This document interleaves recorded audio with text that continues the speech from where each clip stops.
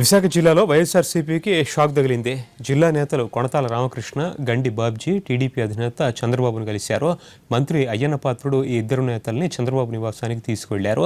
AP TDP అధ్యక్షుడు కళా వెంకట్రావు కూడా భేటీలో ఉన్నారు. కొంతకాలంగా వైఎస్ఆర్సీపీకి దూరంగా ఉంటున్న కొణతాల టీడీపీలో చేరే ప్రయత్నం జరుగుతోంది. జిల్లాకు చెందిన దాడి వీరభద్రరావుని పార్టీలోకి తిరిగి తెచ్చేందుకు గంటా వర్గం ప్రయత్నిస్తుండగా అయ్యన్న కొణతాలను తీసుకురావడం సఫలమయ్యారు. ఇతర పార్టీల నుంచి వస్తున్న నేతల్ని పార్టీలో చేర్చుకునే విషయంలో వ్యతిరేకత వద్దని చంద్రబాబు టీడీఎల్పీలో వ్యాఖ్యానించారు. ఆ మరుసటి రోజే ఇద్దరు వైఎస్ఆర్సీపీ నేతలు చంద్రబాబుతో భేటీ అయ్యారు. ఇది ఇప్పుడు టీడీపీలో హాట్ టాపిక్గా మారింది. కొణతాల, గండి బాబ్జీల చేరికపై టీడీపీలో రసవత్తర రాజకీయం నడుస్తోంది.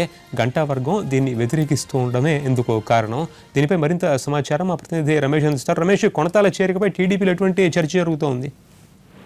కొనసాగుతో పాటు గండి బాబ్జీ కూడా తెలుగుదేశం పార్టీలో చేరేందుకు రంగం సిద్ధమైంది. ఉదయం పార్టీ అధినేతతో వాళ్ళ నివాసంలో భేటీ అయ్యారు. దీని తర్వాత పరిణామాలు ఆసక్తికరంగా మారుతా ఉన్నాయి. ఏదైతే కొణతాల వర్గం చేరికను వ్యతిరేకిస్తున్న ఆ గంట టీం ఉందో వాళ్ళంతా ఎమ్మెల్యేలంతా కూడా దీనిపై చర్చించుకున్నారు. తమ సంప్రదించకుండా, తమకు ఏమాత్రం సమాచారం లేకుండా కొణతాలను పార్టీలోకి ఎలా తీసుకొస్తారంటూ వారు అయ్యన్న పాత్రపై కొంత అసహనం వ్యక్తం చేస్తా ఉన్నారు. ప్రస్తుతం సిట్టింగ్ ఎమ్మెల్యేలు ఉన్న చోట ఇతర పార్టీ నుంచి చెందిన నేతలను పార్టీలోకి తీసుకునే అవసరం ఏంటనే ఒక అభిప్రాయాన్ని ప్రశ్నను వీళ్ళు సంధిస్తా ఉన్నారు. ప్రస్తుతం రెండు చోట్ల కూడా గండి అదేవిధంగా కొణతాల వర్గీయులు ఉన్న దగ్గర ఇప్పుడు సిట్టింగ్ ఎమ్మెల్యేలు తెలుగుదేశం పార్టీ ఎమ్మెల్యేలు ఉన్నారు. ఇక్కడ ఈ చోట్ల వేరే పార్టీ నుంచి నేతలు తీసుకురావాల్సినటువంటి అవసరం లేదని